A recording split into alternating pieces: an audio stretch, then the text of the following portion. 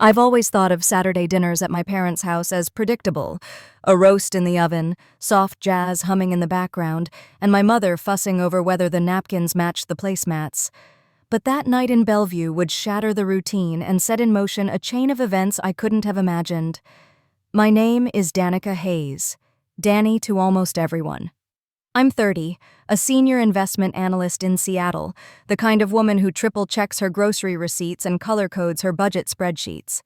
If stories about family, boundaries, and learning when to say no resonate with you, please hit subscribe, like, and share. Because what happened next still makes my heart race.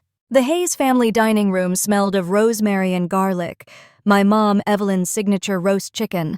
My dad, Thomas, was already on his second glass of Cabernet, swirling it like he thought he was a sommelier. Chelsea, my older sister, sat directly across from me, her blonde hair pulled into a sleek bun, diamond studs glinting under the chandelier. Brandon, her husband, leaned back in his chair like a man with news to deliver. Halfway through the mashed potatoes, Chelsea set down her fork and tapped her wine glass for attention. "We've made a big decision," she said, eyes sparkling in a way I knew meant trouble. "We're selling the condo Grandma Maggie left me." I froze mid-bite. "You're... what?" Brandon jumped in before I could recover. "We're going to open our own Italian restaurant, right in Pike Place Market.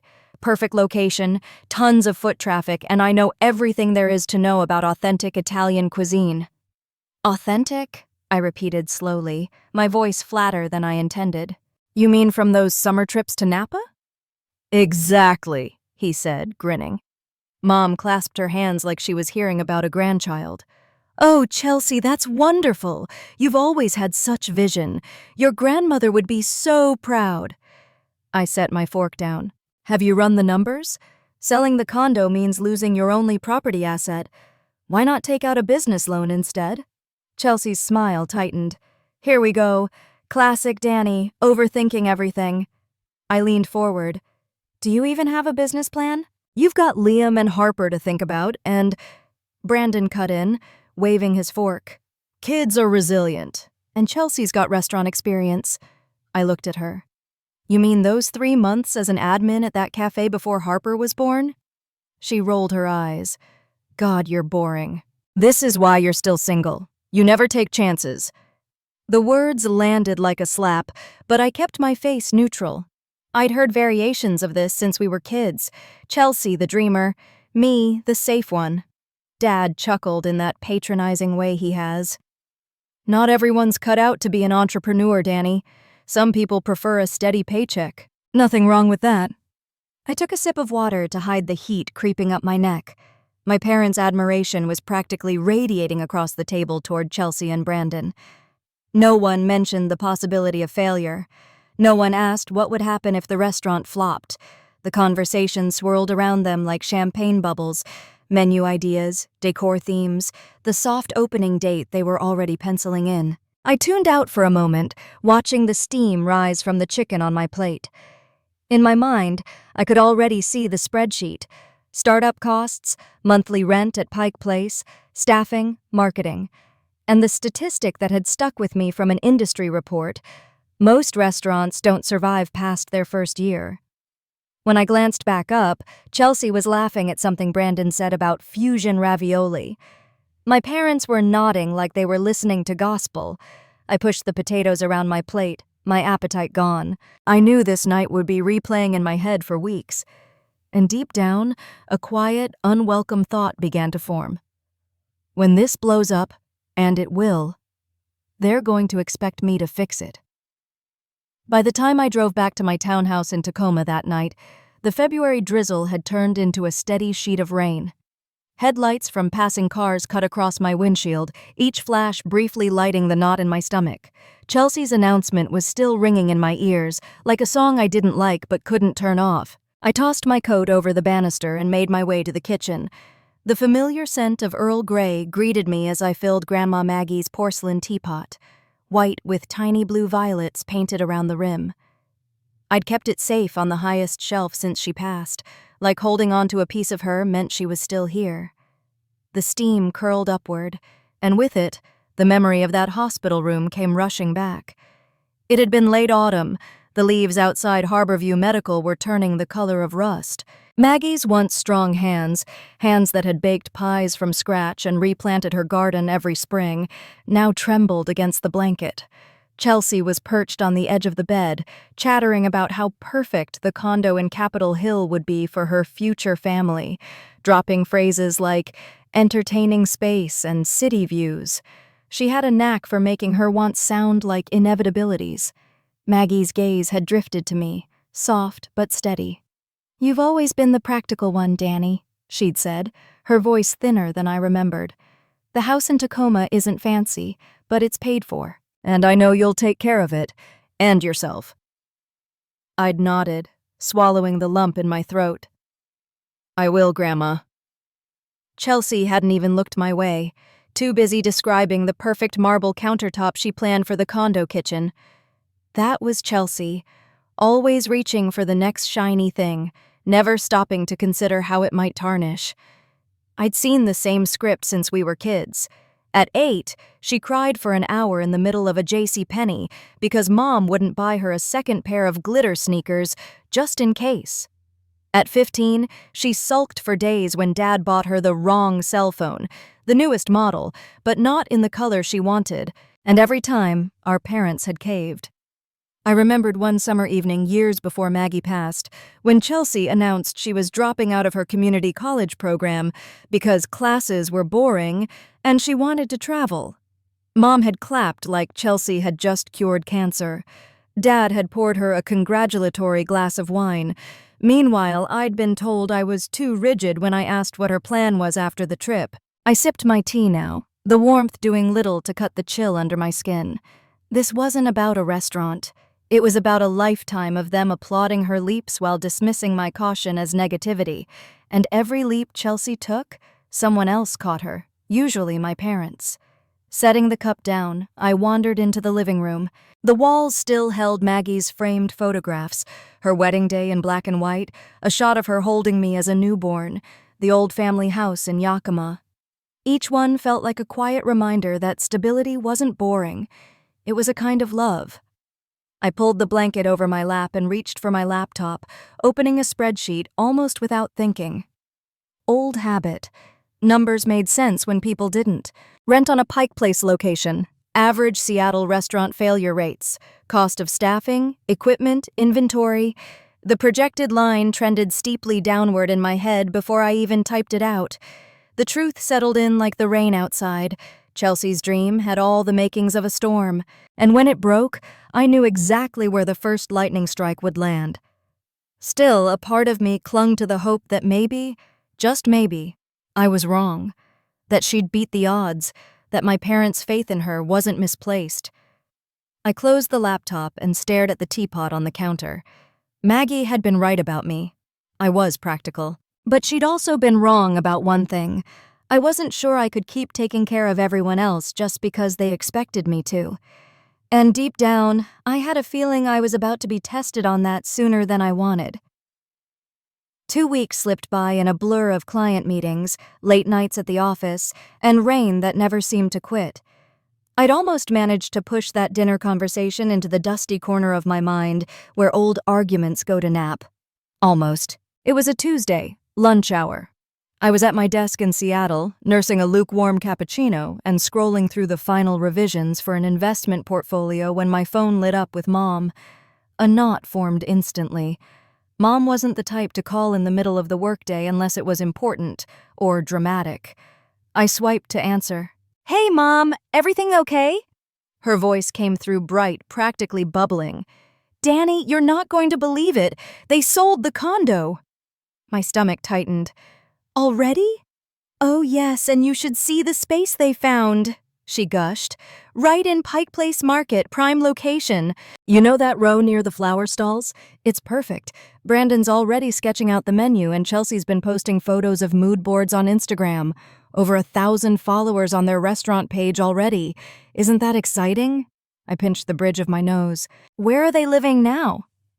"They found a nice rental in Queen Anne," she said breezily, as if moving from a fully owned condo to paying steep monthly rent in one of Seattle's most expensive neighborhoods was just a minor adjustment. I'm watching Liam and Harper while they get things set up.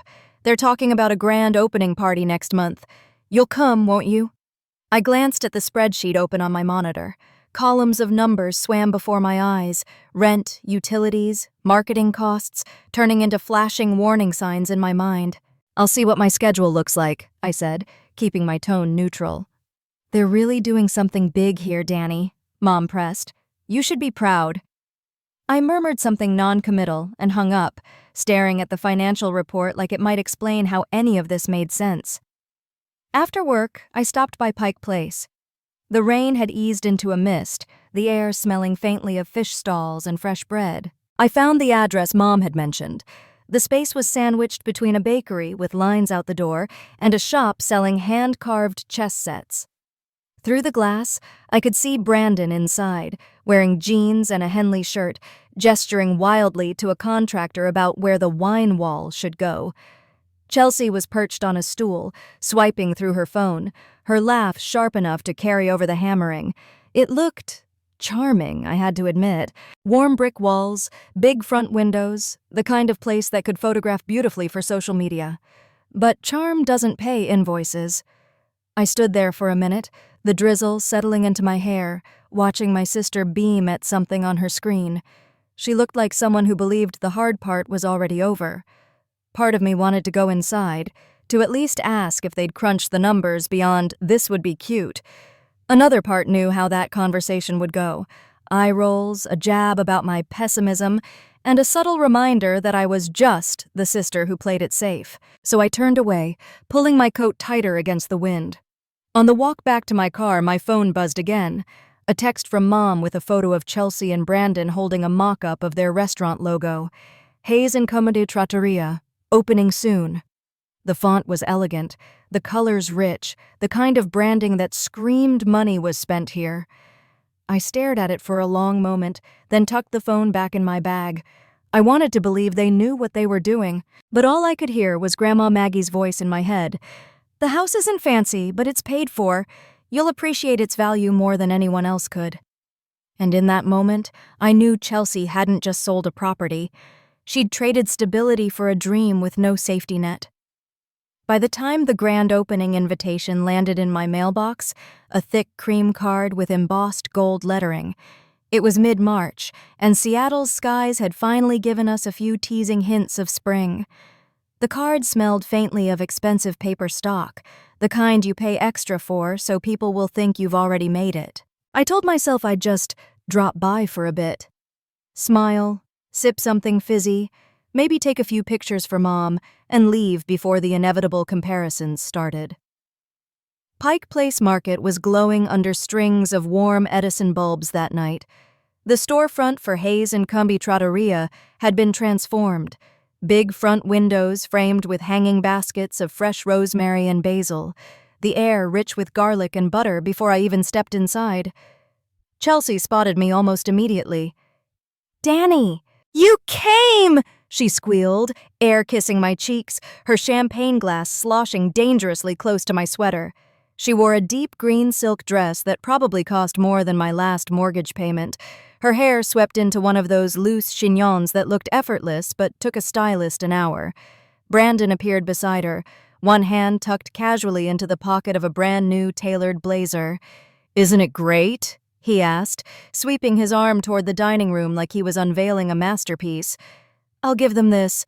The place looked beautiful. Exposed brick walls, dark walnut tables, shelves lined with imported olive oils and wine bottles, each label turned just so. Soft jazz hummed from hidden speakers, the lighting warm enough to flatter everyone. The crowd was thick, family, friends, and what looked like half of Brandon's extended relatives. My parents were holding court near the bar, Mom with a glass of Pinot, Dad gesturing like a proud investor. I was halfway to the appetizer table when I caught a snippet of Dad's voice carrying over the crowd. "Just wait and see. Chelsea's going to be the next big name in Seattle dining. She's got that entrepreneurial spark, unlike Danny, who's perfectly content working for other people until she retires." Mom's agreement was immediate. Some people are just born leaders. Others, well, they're better as followers. The words slid over me like cold water. Not because they were new, God knows I'd heard them before, but because they didn't even bother to lower their voices. I busied myself with a crostini, chewing slowly, letting the crunch drown out the sting. Chelsea floated back over, cheeks flushed with the kind of joy that comes from being the star of the room. "So? What do you think?" I forced a smile. "The place looks beautiful." "I hope it's a huge success." She leaned in, lowering her voice just enough to make it sound intimate. "See, Danny? Sometimes you have to leap before you're ready. You'll never get anywhere if you're always playing it safe." I met her gaze, holding it for a beat longer than was comfortable. "Or you make sure you have a parachute before you jump." Her laugh was light, dismissive, already moving on to greet another guest. I wandered toward the back, taking in the little details, the smell of fresh bread from the open kitchen, the gleam of polished cutlery, the way every table had a tiny glass bottle of infused olive oil. They'd poured money into this, more than I suspected they'd budgeted for. Near the dessert display, Harper was perched on a stool, swinging her legs while my mom tried to keep Liam from touching the chocolate truffles. "Mommy says we're gonna be famous," Harper told me with a gap-toothed grin.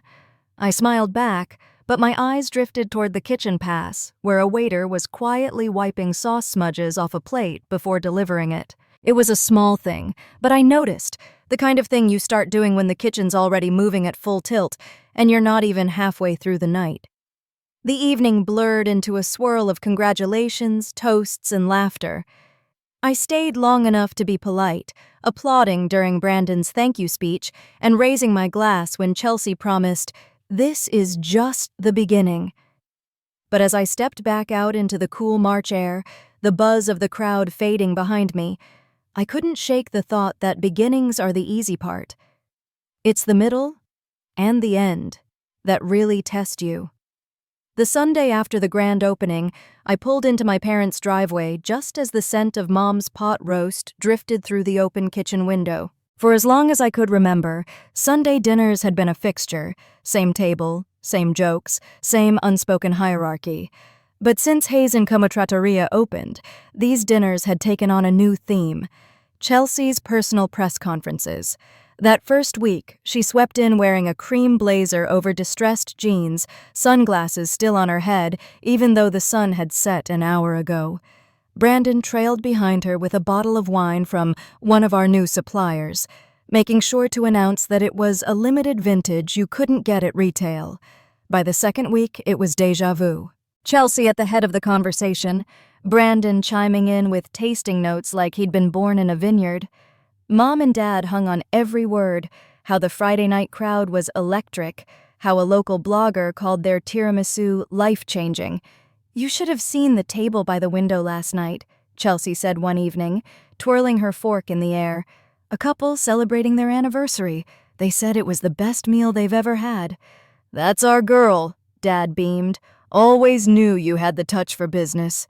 I smiled politely, slicing into my roast, waiting for anyone, to mention numbers. So I asked, "Are you hitting your projected targets yet?" The pause was almost imperceptible, but I caught it. Chelsea set her glass down a little too quickly. "You know how it is in the first months, still building our customer base. These things take time." Brandon jumped in. "Exactly.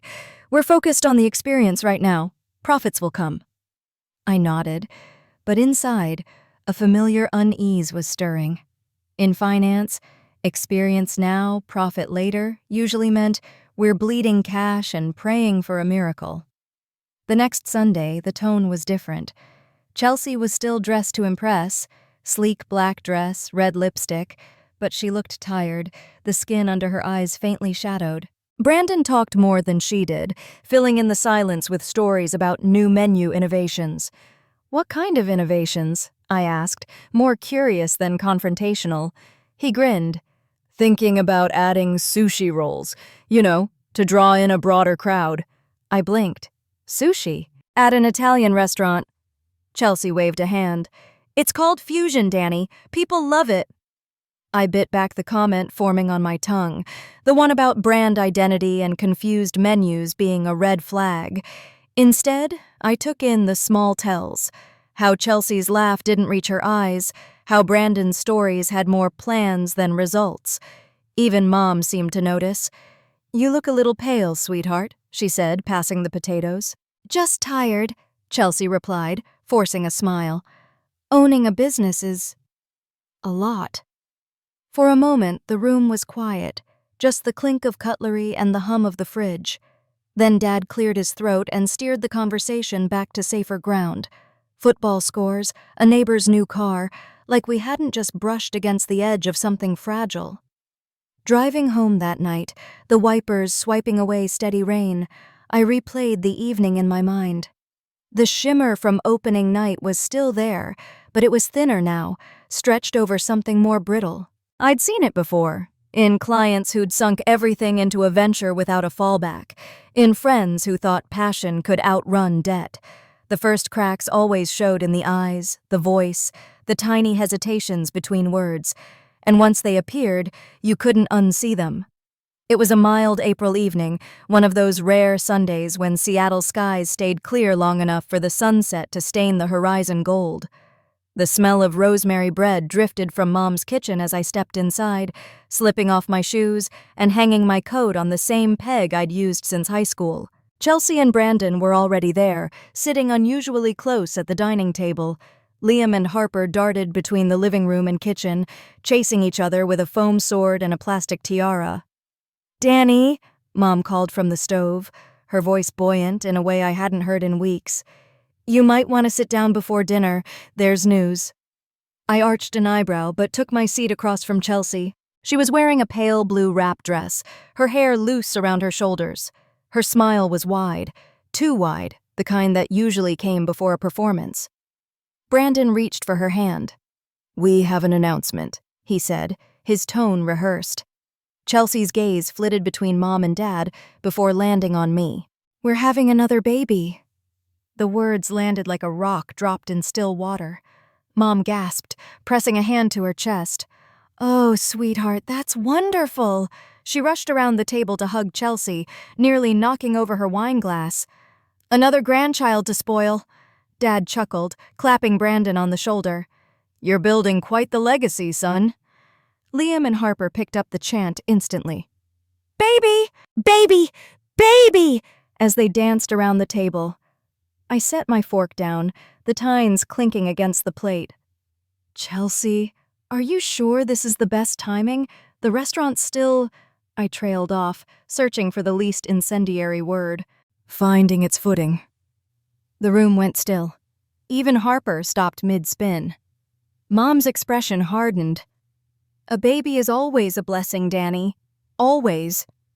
"I'm not saying otherwise," I replied evenly. "I'm saying babies cost money, energy. And right now, you've got a business that's still—" "You wouldn't understand," Chelsea cut in, her tone sharp.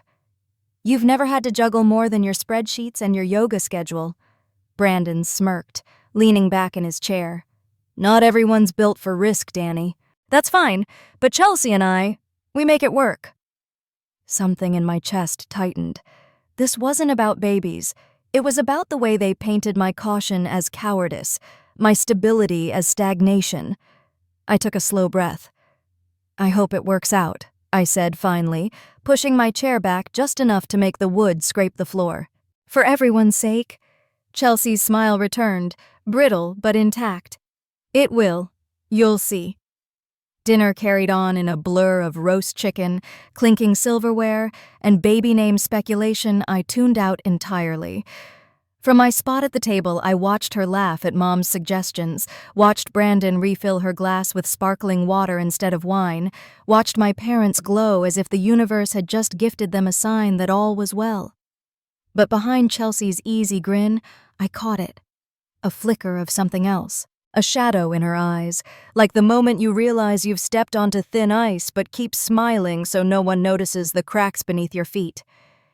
And just like that, I knew. This wasn't a fresh start for them. It was another weight on a ship already taking on water. By late summer, the glow from Chelsea's third pregnancy announcement had faded into the haze of Seattle's humid August. The Sunday dinners kept coming, but the conversations were different. It started subtly. Chelsea would arrive later than usual, Harper clinging to her hand while Liam lagged behind. Brandon always seemed to be wrapping up a call outside, pacing near his car before walking in. One evening, as Mom passed the bread basket, Chelsea sank into her chair with an exaggerated sigh. "We had to change head chefs. Again." I looked up from my plate. "Didn't you just hire one a few weeks ago?" "That was Luca," Brandon said, waving a hand like the name was already ancient history. He didn't share the vision, wanted to stick to traditional dishes. "We're innovators. We can't be stuck in the past." Chelsea poked at her salad. "It's exhausting, Danny. Training new people, updating menus, dealing with no-shows, and don't even get me started on suppliers raising prices." Dad chuckled, as if this were all just part of some glamorous entrepreneurial rite of passage. "It's called paying your dues, honey. You'll push through." But I noticed Chelsea's nails, usually perfect, were chipped at the edges. Brandon's shirt sleeves were rolled higher than usual, revealing a faint tan line where a watch had once been. 2 weeks later, over Mom's chicken marsala, Chelsea admitted they'd taken out a loan. "Just a short-term thing," she said quickly, before anyone could respond. "To cover expansion costs." "Expansion?" I raised an eyebrow. "Or operations?" Her fork froze halfway to her mouth. "Both." Brandon jumped in, leaning forward. "You have to spend money to make money. The lunch crowd will pick up once tourists come back in the fall." I thought about the empty midweek sidewalks near Pike Place whenever I left the office early. "And if they don't?" Chelsea's eyes narrowed, her tone sharpening. "Why do you always have to go there?" Mom sighed, shooting me the kind of look that said I was the problem. "Some people can't help themselves, Chelsea. They're just not wired for optimism." I bit my tongue, focusing on the condensation sliding down my water glass. By early September, the signs were harder to ignore. The restaurant's Instagram, once a flurry of artfully plated pasta, was down to the occasional dimly lit photo of a half-full dining room. Brandon's updates at dinner became more vague. Chelsea started skipping dessert, her appetite replaced by restless glances toward her phone. One Sunday, after the dishes were cleared, I caught a quiet moment with her in the kitchen. She was leaning against the counter, scrolling through what looked like a spreadsheet on her phone. "Chelsea," I said softly, "are you okay?" She startled, locking the screen. "I'm fine, just tired." "Because you don't look fine," I pressed. "You look like someone who's carrying too much." Her eyes darted toward the dining room where Mom and Dad were laughing with the kids. "They believe in us," she whispered. "I can't let them see us, fall apart." There it was. Not just the business pressure, but the performance of success, the same one she'd been staging since opening night. I wanted to tell her it was okay to admit something wasn't working, that sometimes the smartest move wasn't doubling down, but stepping back. But the words stuck in my throat.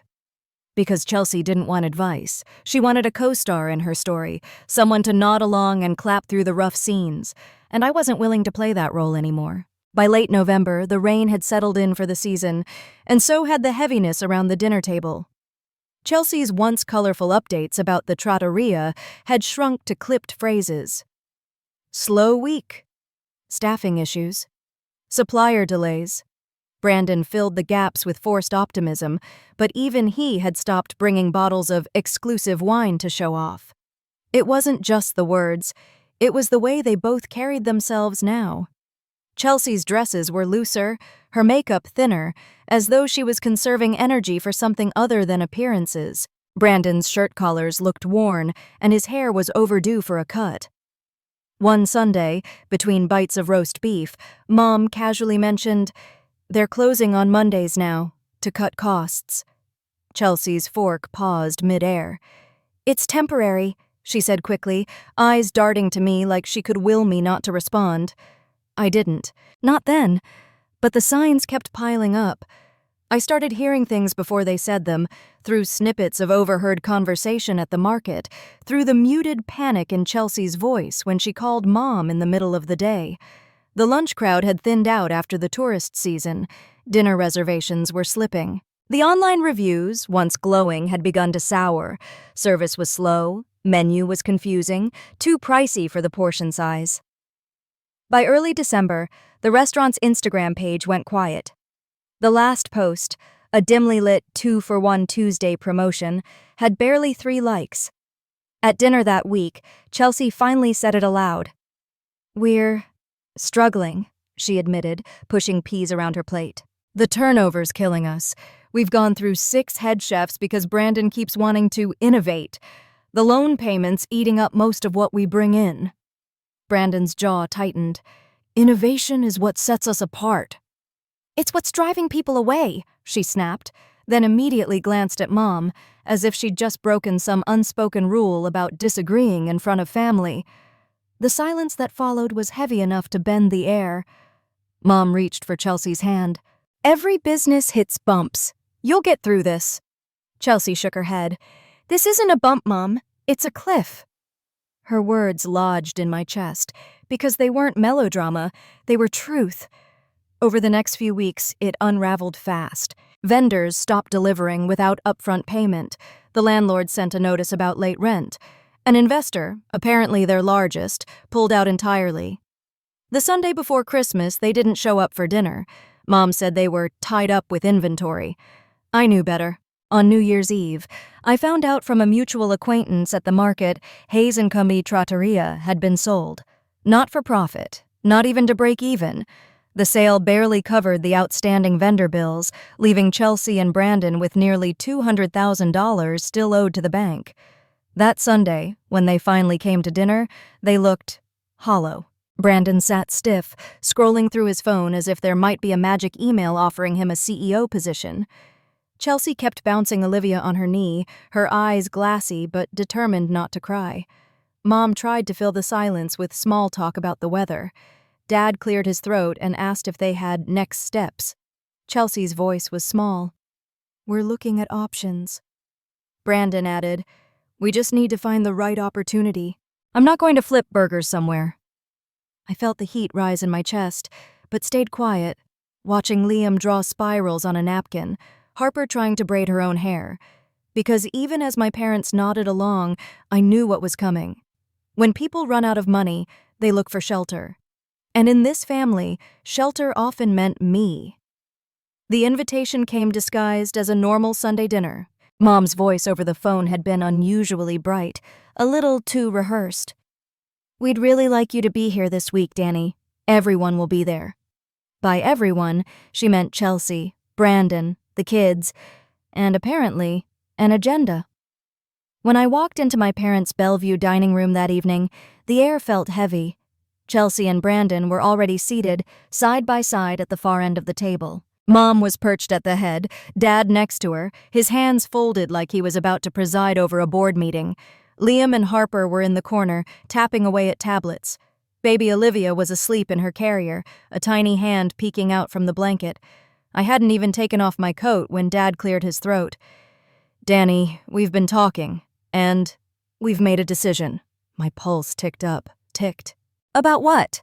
Chelsea leaned forward, her tone casual, almost breezy. "We need a place to stay for a little while, until we get back on our feet." Brandon nodded as if this were the most reasonable thing in the world. "Your townhouse has plenty of space, and it's not like you have a family of your own to fill it."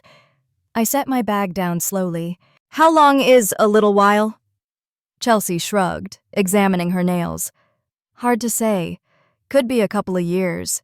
I can't work with the baby on the way, and Brandon needs time to find the right position." "I'm not going to take just anything," Brandon added, puffing out his chest. "I was a business owner. I need an executive-level role." The audacity of it landed like a slap. "You're serious?" I said flatly. Mom jumped in, her voice warm but with an edge I knew well. "Of course they're serious. Danny, this is family." "You help family." Dad nodded. "We've always supported each other. Now it's your turn." I felt my jaw tighten. Supported each other? Or supported Chelsea? Chelsea blinked, caught off guard. "Wow. Okay, I didn't realize you were keeping score." I leaned forward. "I warned you about selling the condo. I warned you about opening a restaurant without a solid plan. I warned you about taking on debt you couldn't handle. Not one of you listened." Mom's expression hardened. "A baby is involved, Danny. 3 children, actually. You'd really turn them away?" Brandon's voice sharpened. "You've always been jealous. Admit it. You're happy we failed." The room seemed to close in, voices overlapping. Mom calling me heartless, Dad accusing me of abandoning my blood, Chelsea's tears flowing on cue, Brandon's glare boring into me. I waited for the noise to crest, then spoke, my voice low but steady. "No, you're not moving into my house. Not for a few months, not for a few years, not at all." The silence that followed was louder than the shouting had been. Liam glanced up from his tablet, sensing the tension. Harper slid closer to him. Even Olivia stirred in her carrier, a faint whimper cutting through the stillness. Dad's face darkened. "I never thought I'd raise such a selfish daughter." I stood, pushing my chair back with a scrape that made everyone flinch. "You want them to have a roof over their heads? You have one. Let them stay here." Mom sputtered. "Our place is too small." I cut her off. "Then maybe you should have thought about that before cheering them into selling the only home they had." Chelsea's tears turned to anger. "We're family, Danny. That means something." "It does," I said, pulling my coat from the back of my chair. "It means you don't shove your mess onto someone else and call it love." I walked toward the door, their protests following me down the hall. The cool air outside hit my face like a clean break, and for the first time that night I could breathe. The night after I walked out of my parents' house, the calls started. The first was Mom, her voice sharp and trembling. "How can you sleep at night knowing your niece and nephews might not have a roof over their heads?" I didn't answer. I let it go to voicemail. Then came Dad, his tone like a gavel hitting the bench. "This is about family duty, Danny. You're 30 years old and you're acting like you've got no heart. Is this what we raised you to be?" By the next morning, Chelsea had sent a string of texts, half in teary pleas, half in venom. "The kids are going to remember that you turned them away. You've always been jealous of me. Hope you enjoy your empty house while we figure out how to survive." Brandon's messages were longer, rambling, peppered with business jargon about temporary setbacks and strategic pivots, as if drowning in debt was just a quirky phase of entrepreneurship. I muted my phone, but it didn't matter. By day 3, the campaign had gone wide. Aunt Linda called, sighing heavily into the receiver. "You're breaking your mother's heart, honey. I don't understand how you can be so cold." Cousin Melissa sent a Facebook message 5 paragraphs long about karma and the bond of blood. Even my coworker Phil mentioned almost sheepishly that my Uncle Gary had cornered him at the grocery store. "He said something about you abandoning your sister?" It was coordinated. I could feel it. The subtle shift in tone, the phrases that sounded rehearsed, like they were reading from the same playbook. The truth? It worked on some level. Every message, every sideways glance chipped away at me. Not because I doubted my decision, but because I knew they were building a narrative where I was the villain. And in this family, once that label stuck, it stayed. On the 6th day, I found Chelsea's Instagram post. A photo of the kids sitting cross-legged on the floor surrounded by boxes, Harper holding Olivia in her lap. The caption read, "Sometimes the people you count on the most turn out to be the ones who shut the door in your face." The comments were a flood of sympathy and thinly veiled jabs. Prayers for your family. Some people just don't get what family means. Stay strong, Mama. I didn't comment. I didn't like the post. I didn't even screenshot it, because I didn't need proof.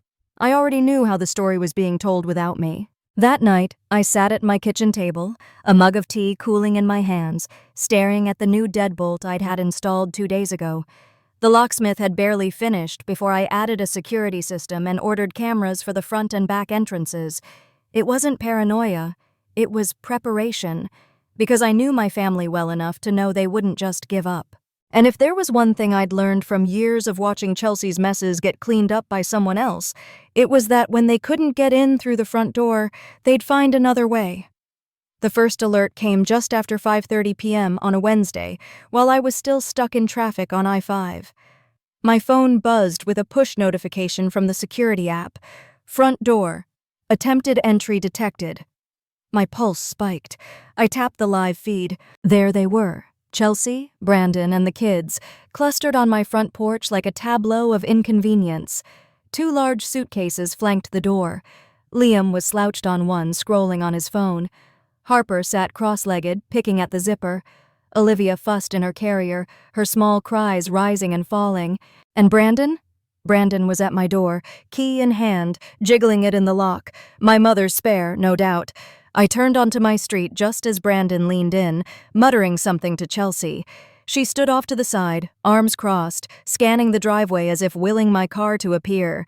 Well, wish granted. I pulled in and killed the engine. Brandon froze mid-twist of the key. "Something funny?" he called when he saw the smirk tugging at my mouth. I stepped out, shutting the car door with deliberate calm. "Actually, yes. Did you really think I wouldn't change the locks after that dinner?" Chelsea's eyes narrowed. "You can't just leave us out here. We're your family." "And right now," I said evenly, walking toward them, "you're also trespassing." I pulled my phone from my pocket, letting my thumb hover over the call button. "If you don't leave, I'll make it official." Brandon scoffed, taking a step toward me. "You wouldn't dare." "Try me," I said, holding up the screen so he could see the 3 numbers already dialed, 911. The standoff lasted a beat too long. Harper's eyes darted between us, wide and uncertain. Liam kept his gaze glued to his phone, pretending not to hear. Olivia's cries grew sharper in the cooling air. Chelsea's bravado cracked first. Her voice wavered as she bent to zip up a suitcase. "Come on, Brandon." He muttered something under his breath, but knelt to grab the other bag. The 2 of them hauled their things back down the porch steps, the kids trailing behind like a reluctant parade. Halfway down the sidewalk, Chelsea turned back. Real tears tracked down her cheeks this time. "You'll regret this." I didn't answer. I just watched until they reached the corner, then stepped inside, locking the door behind me. The silence that followed was almost loud. I stood in the foyer, my back against the door, feeling the thud of my own heartbeat. I'd known this moment might come. That's why I'd called the locksmith the day after the so-called family council. But even with the preparation, the reality of watching them walk away, children in tow, left an ache I couldn't quite name. Still, the boundary held, and I knew I'd have to reinforce it again before this was over.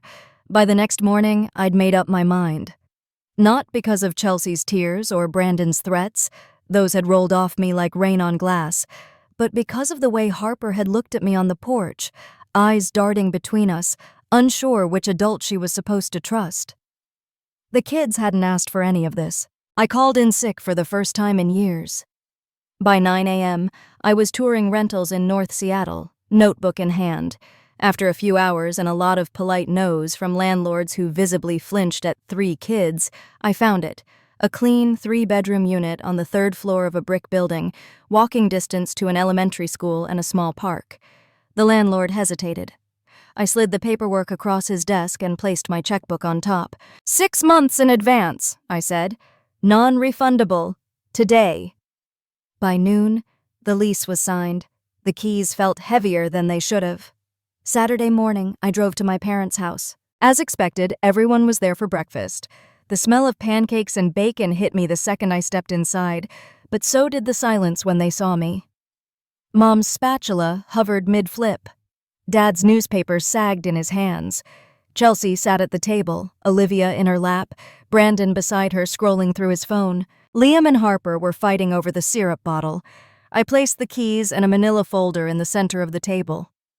It's a 3-bedroom apartment on Ashworth Avenue. Good neighborhood, close to school, playground across the street. I've paid 6 months' rent in advance. Chelsea stared at the keys like they might bite her. Brandon didn't look up from his phone. "The lease starts today," I continued, keeping my voice steady. "There's a laundry room on every floor. You have 6 months to find jobs and figure out your next step. When the lease is up, it's on you to renew or move somewhere else. This is the only help I'm offering." Brandon snorted. "That's it? You think throwing money fixes this?" I met his eyes. "No. But a roof over your kids' heads for half a year gives you time to fix it yourself." Chelsea's jaw tightened. You can't just wash your hands of us." "I'm not washing my hands of the kids," I said, nodding toward Liam and Harper, who had gone quiet. "I'm refusing to enable two adults who made choices and now don't want to live with the consequences." Mom opened her mouth, probably to deliver another lecture about family duty, but I raised a hand. "I'm done. I helped because those children deserve stability, but I won't bankroll your pride or your poor planning. This is it." For a moment, no one spoke. Even Olivia stopped fussing. I picked up my bag, turned toward the door, and didn't look back. Outside, the morning air was sharp and clean, and for the first time in months, I felt like I could breathe without someone else's expectations sitting on my chest. I didn't expect it to be quiet. I thought there'd be another round, calls, texts, maybe even an ambush at my driveway. But after I dropped the keys to the Ashworth Avenue apartment on my parents' table and walked out, there was nothing. The silence felt suspicious at first. Then I realized it wasn't silence at all. It was absence. No buzzing phone. No guilt-laden voicemails. No passive-aggressive social media posts tagged just enough for me to see. And for the first time in years, I didn't have to brace myself before opening my messages. 3 days later, Aunt Linda ran into me at the grocery store. She gave me that tight, pitying smile people wear when they've been told a one-sided version of events. "Well, at least the kids are safe," she said. "They are," I replied, pushing my cart forward. "That's the point." By the following week, I'd blocked Chelsea and Brandon on every platform, not in a dramatic make-a-statement way, just quietly, decisively. The kind of block that wasn't about punishment, but preservation. It's strange how much mental space you reclaim when you stop leaving the door open for someone else's chaos. One Thursday evening, I came home from work to find sunlight spilling through my living room windows, catching dust motes in midair. I stood there for a moment, shoes still on, letting the stillness sink in. No voices in the background, no tension vibrating in the walls. Just my space, my rules. I brewed a cup of tea, Earl Grey, the way Grandma Maggie liked it, and carried it to the porch. The air was crisp, smelling faintly of cedar from the neighbor's yard. Somewhere down the street, a dog barked, and the sound made me smile instead of flinch. Inside, my desk was piled with brochures for the evening classes I'd finally signed up for. Advanced Investment Management, a course I'd put off for years, because family drama always seemed to get in the way. It struck me that for so long, I'd been moving through life like a firefighter, always on call, always scanning for smoke. Now, I could actually plan ahead without worrying about which emergency I'd have to drop everything for. I didn't delude myself into thinking Chelsea's opinion of me had changed. I knew the narrative she and Brandon were telling, that I was selfish, cold, ungrateful. But the beauty of cutting ties is that you don't have to keep defending yourself to people who have no interest in the truth. That night, as I set my alarm and turned off the lights, I caught my reflection in the hallway mirror. I looked lighter. Not in the way that comes from losing weight, but in the way you do when you've set down something you never realized was crushing you.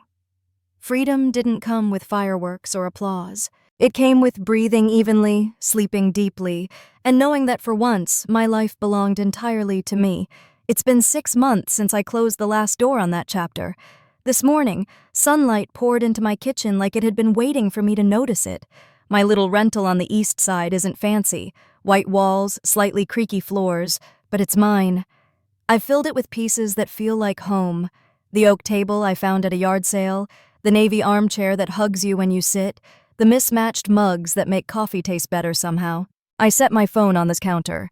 No blocked calls, no half-written texts I'd later regret sending. The quiet isn't strange anymore. It's comforting, like slipping into your favorite sweater. After breakfast, I grabbed my leather tote and the binder from my evening investment course. That class has been a game changer. For years, I thought financial security meant having just enough to cover everyone else's emergencies. Now, it means knowing I can build something for myself and that I don't owe anyone access to it. At the community center, I ran into Sarah from class. "Big test tonight," she grinned, adjusting her glasses. "I'm ready," I said, surprising myself with how much I meant it. I used to carry a constant tension in my shoulders, like I was waiting for the next demand, the next guilt trip. But these days, the weight's gone. I've started a weekend side project with a couple of classmates, offering financial literacy workshops for women who've been through controlling relationships or family dynamics like mine. One of our first attendees, a single mom named Karina, pulled me aside last week. "It's the first time in years I feel like I'm steering my own ship," she said, her eyes shining. I knew exactly what she meant. In the afternoons, I sometimes walk the trail behind the park, the one that runs along the river. I like to stop at the little wooden bridge halfway through. It's quiet there, just the water moving under my feet. A few weeks ago, I stood on that bridge and realized I hadn't thought about Chelsea or Brandon in days, not because I'd forced myself not to, but because my life is too full to leave them space. I still get updates from Aunt Linda or Mom's old neighbor. Apparently, Chelsea has moved twice in the last year. Brandon's trying to get his food truck off the ground again. There was a time when news like that would have tugged at me, made me wonder if I should reach out. Now, I just wish them well from a distance and get back to my own life. Tonight, after class, I came home to the smell of lavender from the candle burning on my windowsill. I curled up in the armchair with a notebook, jotting down ideas for our next workshop. The street outside was calm, the kind of quiet that means safety, not isolation. For a long time, I thought freedom would come with some grand, cinematic moment, packing a bag, slamming a door, walking away under a dramatic sky.